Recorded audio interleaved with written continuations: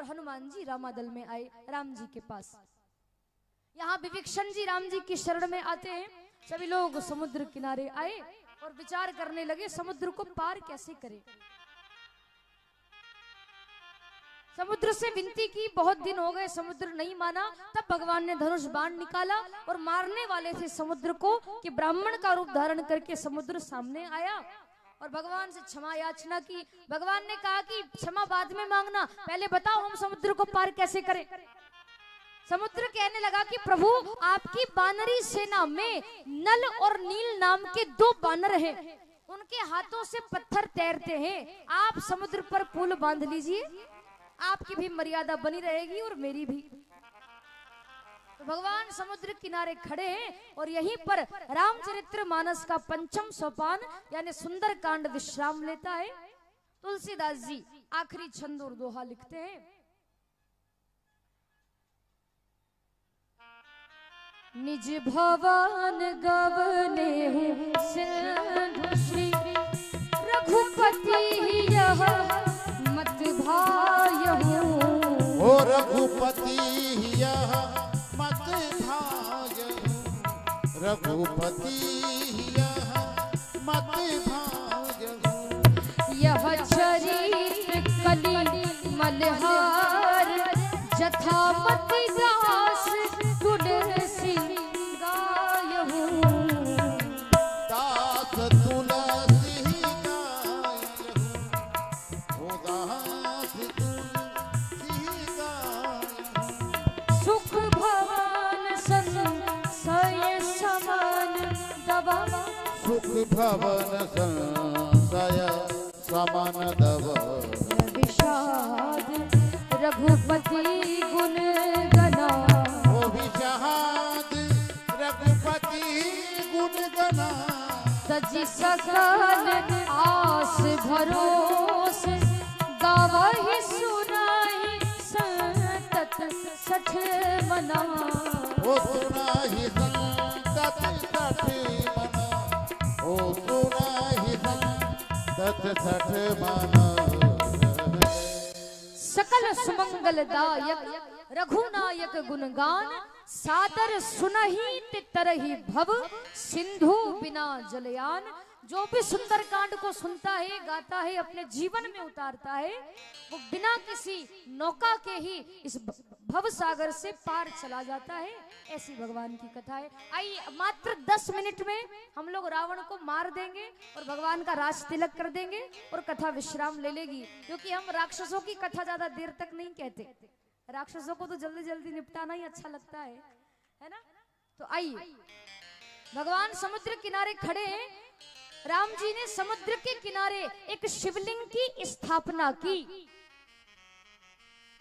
यहीं से लंका कांड प्रारंभ होता है, इसी चौपाई से। लिंग थापी विधिवत करी पूजा।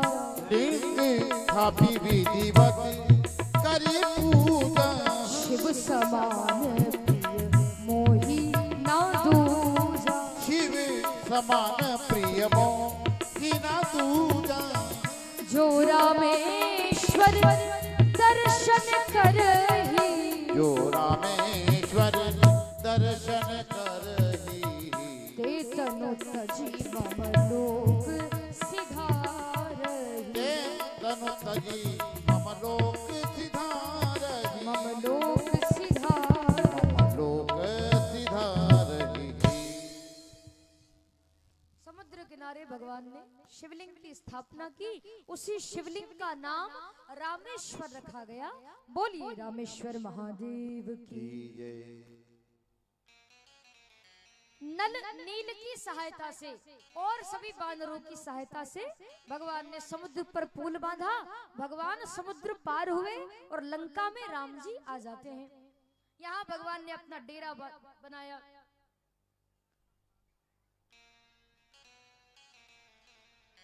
समुद्र पार हो गए भगवान। राम जी ने विचार किया कि जानकी जी को यदि पाना है और रावण को यदि मारना है तो युद्ध करना पड़ेगा। और युद्ध की परिभाषा तो आप सब जानते ही हैं। हजारों महिलाएं विधवा हो जाती है, कई बच्चे अनाथ हो जाते हैं।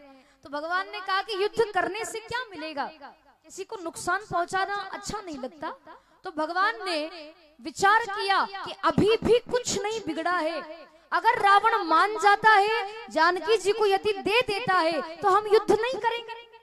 तो रावण को समझाने के लिए बाली के बेटे अंगद को भगवान ने भेजा, आप जाओ रावण को समझा कर आओ। पर रावण नहीं माना, रावण को तो युद्ध करना था। अंगद जी गए, रावण को समझाया, जब नहीं माना वो, तब भगवान ने कहा कि अब होनी को कौन टाल सकता है, युद्ध होना ही था।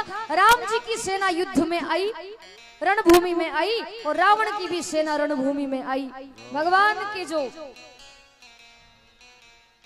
वानरी सेना है और रावण की जो राक्षसी सेना है, दोनों में युद्ध प्रारंभ हुआ। रणभूमि में सबसे पहले युद्ध लक्ष्मण जी और मेघनाथ का हुआ। लक्ष्मण जी और मेघनाथ का युद्ध शुरू हुआ। लक्ष्मण जी को शक्ति बाण लगी मेघनाथ के द्वारा, हनुमान जी महाराज द्वारा संजीवनी बूटी लाए, लक्ष्मण जी की मूर्छा दूर हुई और फिर युद्ध प्रारंभ हुआ लक्ष्मण जी का। तो एक बाण ही लक्ष्मण जी ने मेघनाथ को ऐसा मारा कि धड़ाम से मेघनाथ जमीन पर गिर पड़ा और रावण के बेटे का वही राम नाम सत्य हो गया। बोलिए लखनलाल जी महाराज की जय। लक्ष्मण जी ने मेघनाथ का वध कर दिया। उसके बाद में युद्ध प्रारंभ हुआ राम जी और कुंभकर्ण का। राम जी ने कुंभकर्ण को एक ही बाण में मार दिया और उसके बाद में राम जी का युद्ध प्रारंभ हुआ रावण के साथ। बड़े बड़े योद्धा रावण की सेना में और राम जी की सेना में भी थे। सब में आपस में युद्ध होने लगा, झगड़ा होने लगा। रावण आया अपने रथ पर बैठकर, राम जी के पास कोई रथ नहीं था, तो इंद्र का पुष्पक विमान आया, भगवान उस पर विराजमान हुए। राम जी और रावण दोनों में युद्ध चल रहा है।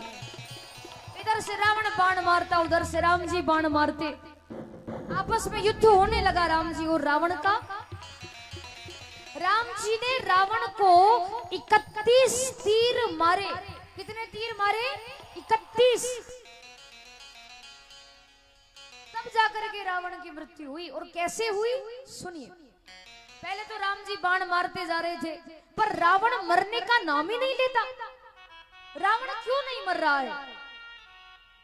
तब विभीषण जी आए और राम जी के कान में कहा कि प्रभु आप रावण की छाती में बाण मारोगे ना तो ये मरेगा नहीं, क्योंकि रावण के पेट में अमृत की एक बूंद है। जब तक वो अमृत सूखेगा नहीं तब तक रावण मरने वाला नहीं। तो रावण की आप नाभि में बाण मारो, छाती में बाण मत मारो, आप उसकी नाभि में बाण मारो। जहां अमृत है वहां बाण मारोगे, वो अमृत सूखेगा तब जाकर रावण मरेगा। तो राम जी ने पहले तो 10 तीर निकाले, 10 तीर मारे, 10 तीर से रावण के 10 सिर काट दिए। फिर भगवान ने 20 तीर निकाले,